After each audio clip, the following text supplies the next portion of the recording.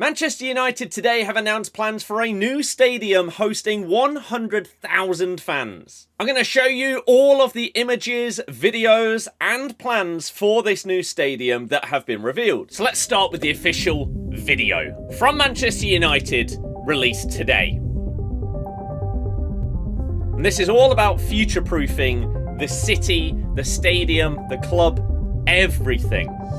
All of these plans look amazing in my opinion.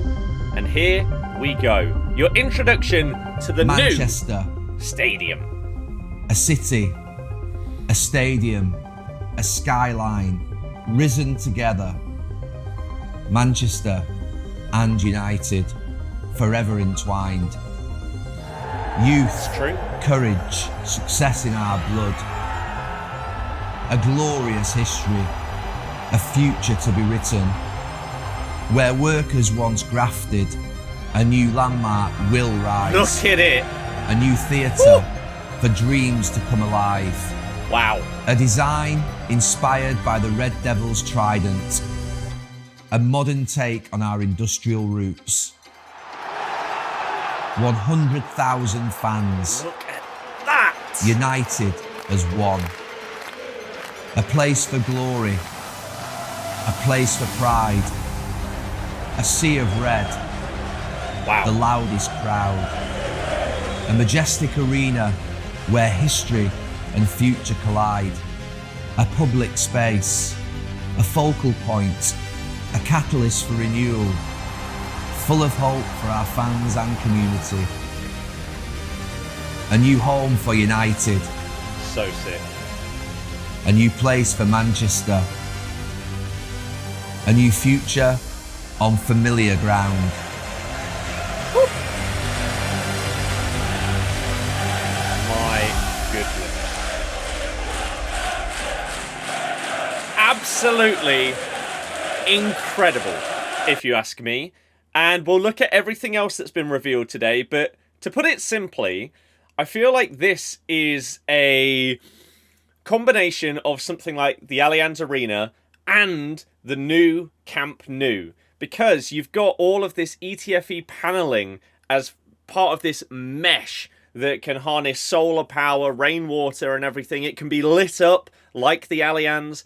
But when we see the interior aspects of what's under the mesh and the public spaces, on familiar ground, the public spaces that are a part of it, for example, if we quickly go here, this is so much like the new Camp Nou. I'll get another image of the Camp Nou and you'll see how similar the exterior of the stadium itself is. But all these public spaces and being able to host events outside of the stadium but within its grounds. The big regeneration of not just the stadium, but the landscaping of the local area, what it will bring in terms of jobs, opportunities. It's incredible. So there's the video. Let's look at the rest. So as we see here, Manchester United has thrown its support behind the government's growth agenda by announcing its intention to pursue a new 100,000-seater stadium as the centrepiece of the regeneration of the Old Trafford area, the biggest stadium in Europe. Apparently, it's potentially going to be able to deliver 7.3 billion per year to the UK economy. As I said, 92,000 jobs, 17,000 new homes as part of this whole area transformation. And you see here, everything was unveiled by Foster and Partners, the architecture group appointed to design the stadium district. I actually have a master's degree in architecture. My final project in my final year was redesigning Leicester's stadium. So I love stadium design. If I was to go back into architecture, that would be where I would dream of having my focus of the career, because it's fascinating to me. So I did a video talking about our stadium plans a few years ago that have seemingly been shelved due to things that have happened since, which is a real shame because we had similar, not just the stadium, but a fan store, public spaces, landscaping, all of these things. So, Sir Jim Ratcliffe, who had an interview with Gary Neville that came out yesterday, talking about the new opportunities that the stadium would create. So, this is your like showpiece image of the whole plan in motion. So, if you lifted off this mesh, then you would just have a world-class stadium, right? It looks incredible. You got the massive Manchester United, the badges, everything is there. And as I said before, this sort of Wembley Way walking route up to the front of the stadium is iconic because you just see it from so far away. And with these towers, you can see these for miles and miles. And this like viewing platform is just incredible that it's all encapsulated in this one, I guess, overarching design that spans further than just the stadium. I love ETFE paneling and stuff like that, and I believe I read in the specs of this that is what it's being designed with, which again is what the Allianz is made up of. All of that outer mesh of the Allianz is individual ETFE panels, which all have like light strips in them and stuff that are the reason why you see it glowing different colours. You had messages from Sir Alex Ferguson and, of course, Norman Foster himself. So this is sort of the walking up to the ground. And I also do like that they focused in the... Like, they do these things on purpose. When Gary Neville's talking in that video and he says, building for the future, and they show the women's team, and in these pictures you've got, like, Ella Toone on the back of one of the shirts, as well as obviously a load of the men's players and stuff like that. It's really good that the plan is for everything to do with United, not just the men's team, which is obviously the biggest commercial asset, one of the biggest ones in the footballing world. You've had Seb Coe, who is chair of the Old Trafford Regeneration Task Force. You may remember him from planning like the London Olympics and stuff like that. Oh, and that's exactly what he says. They believe it can be the biggest and most exciting urban regeneration project in the UK since the 2012 London Olympics. So, if you know anything about that area, you'll know how good that transformation was around, like, Stratford. And the London Stadium, the Aquatic Centre, and all of those public spaces that are still in use every day. Whereas you see other cities and countries having the Olympics, they build an area, but then it's run down 5 to 10 years afterwards, like the Brazil Olympics. I did my dissertation on the basically what happened and were they good for Rio de Janeiro. So this is what I was talking about before. So underneath this mesh, you've got more than just okay, let's go in and let's go and watch the football. You've got a Manchester United museum. You've got a big fan store over here in the background. The Red Cafe, urban coffee in there and stuff like that. You've got just public spaces that you can go to outside of a match day.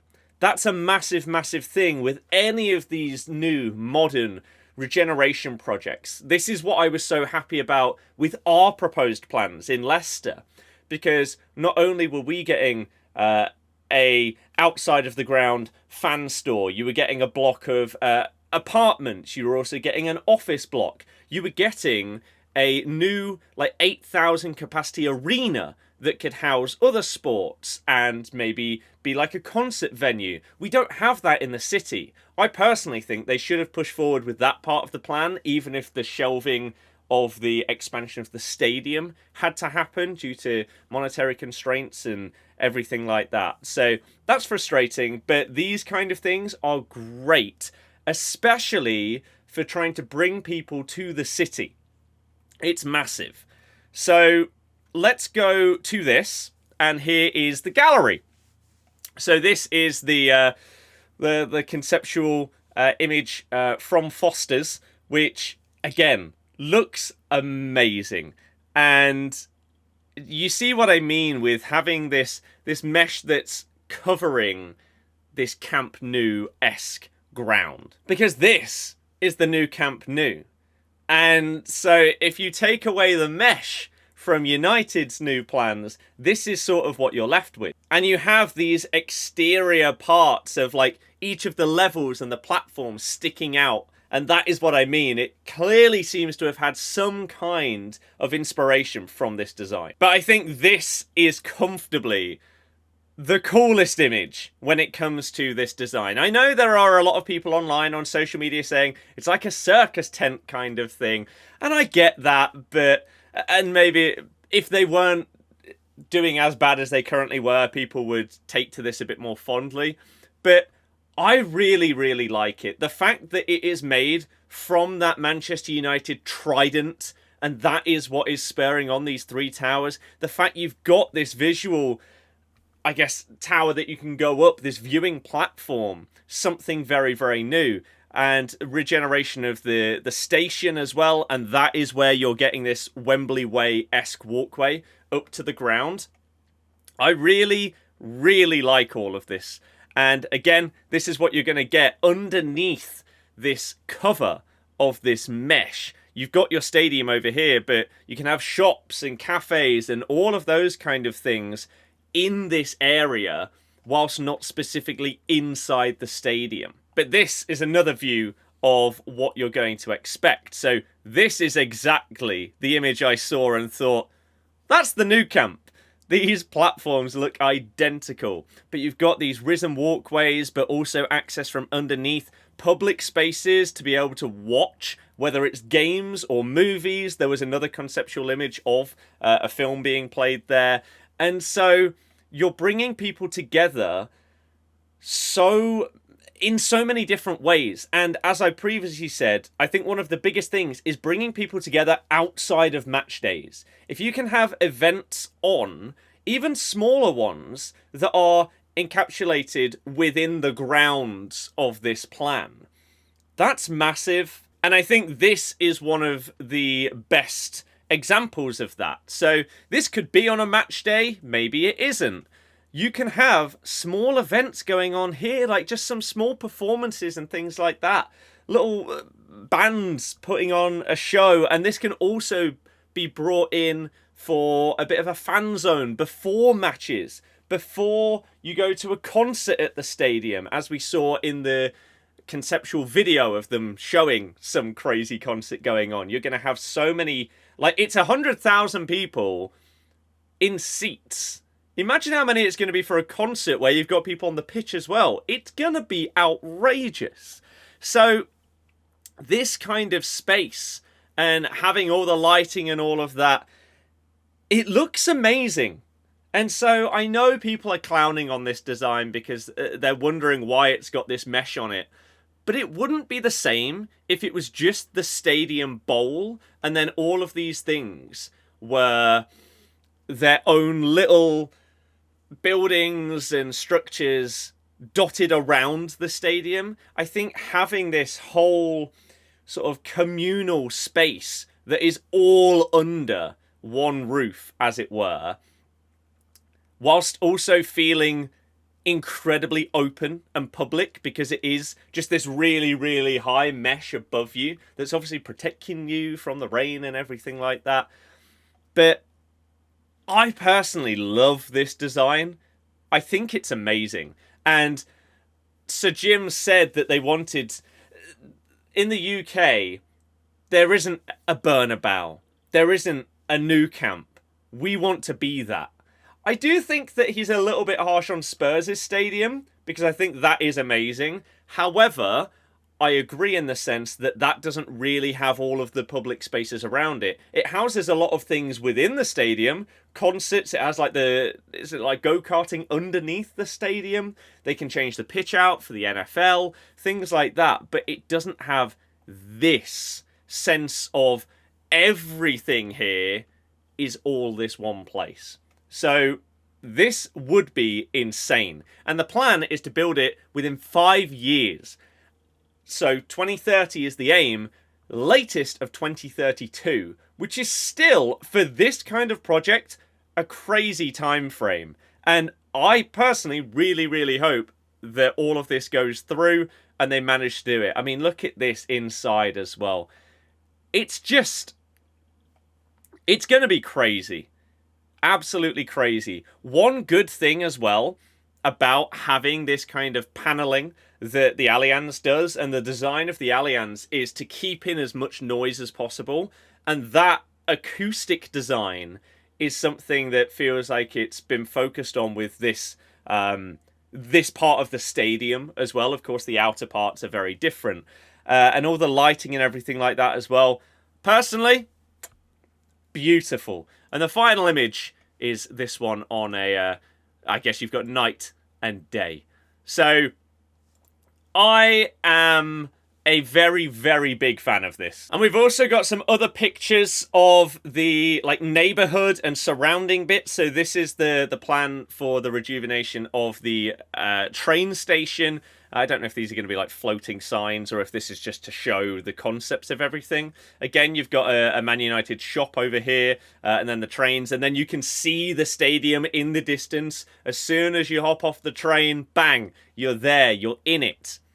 Here, again, being able to see stuff from miles away in new market areas and food halls and places like this. This is more than just a stadium design. This is a whole community design of a massive, massive area. This is the image I was talking about before, where you're going to be able to potentially watch films and stuff like that in these public spaces. That I feel like a lot of people are ignoring the fact that this is part of such a massive project. It's not just this stadium, as we said before.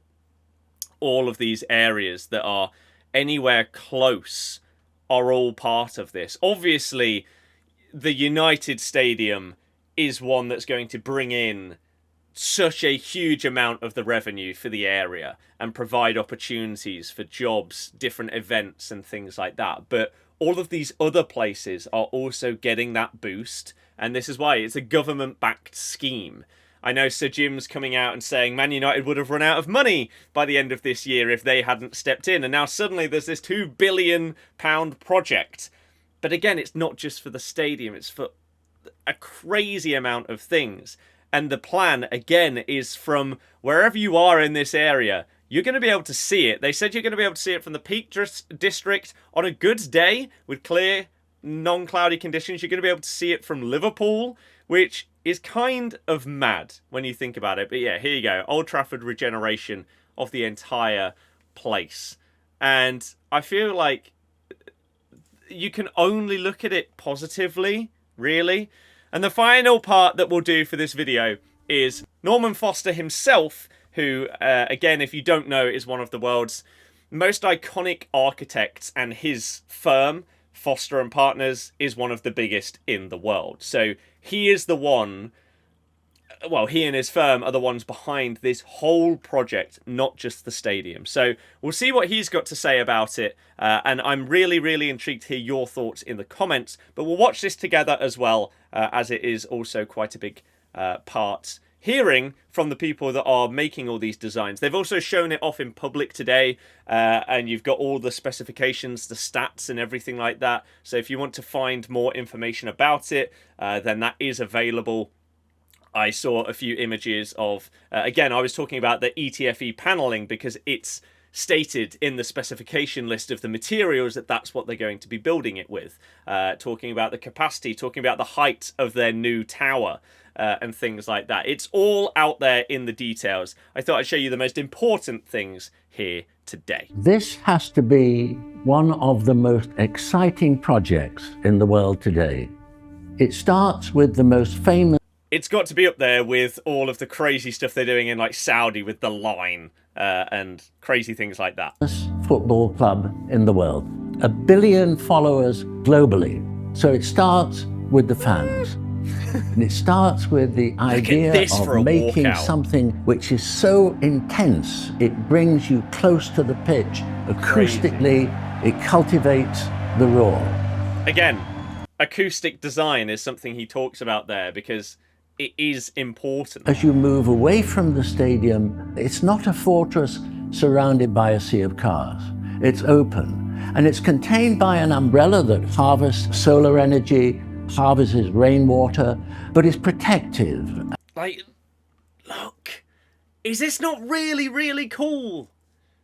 I think it is. Maybe other people hate it. Maybe I'm just looking at it from the architectural perspective, but I'm also looking at it from what I think is really, really good in and around a stadium. A stadium just plonked on a site with nothing around it is not good for the people that are going there. It also means that outside of a match event or some other event there isn't really anything for people. So I think this is great. And again, capturing solar energy and rainwater energy and all of these things, it's just really, really clever as well as impressive. And it encloses arguably the largest public space in the world.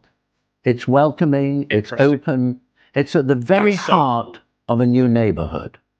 And then it's part of the city of Manchester, the fastest growing city in the United Kingdom. A city, again, like no other. It's a powerhouse, steeped in history. Trafford Park was the industrial heartland of the nation, a heritage which I have a personal connection to. My father was a factory worker at Metropolitan Vickers. And then the Three Masts, the Trident, visible from... I'm sorry to pause it again, but is that not just an unbelievable view of what you're going to see from the Sky Sports cameras on a match day? Like you see when they look at Wembley and you see everyone going down. This is going to be such a good sight to see. I feel like I like this a lot more than a lot of United fans. 40 kilometers, 200 meters high. So this becomes a global destination. Normally, a stadium would take 10 years to build. This is the one part that I'm... obviously they're not going to have designed all of the interior, where the toilets are and the concession stands and food and drink and everything like that. But it would be so, so cool if it does just open out like this into the stadium. Normally, a stadium would take 10 years to build. We half that time, 5 years. That's crazy, by the way, to half that time. How do we do that? By prefabrication, by using the network of Manchester Ship Canal, bringing it back to a new life, shipping in components, 160 of them, Meccano-like, and then Which is crazy, by the way. So it's prefab and basically just connects together, rather than building every individual piece on site.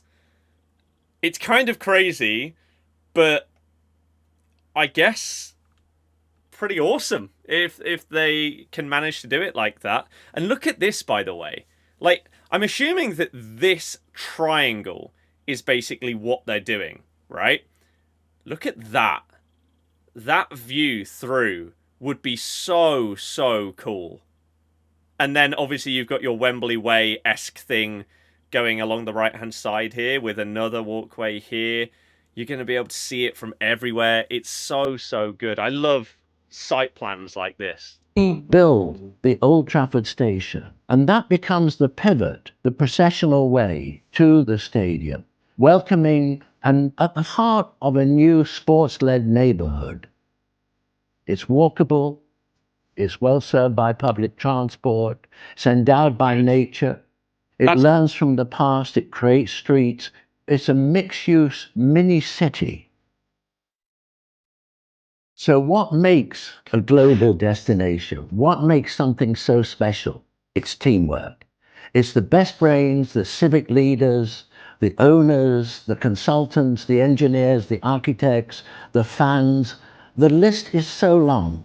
It's a team effort. That is at the heart of the success of this project. Man, I'm jealous. I'm not going to lie. But there you go. There are the plans for Manchester United's new stadium, set as it stands to be completed by 2030.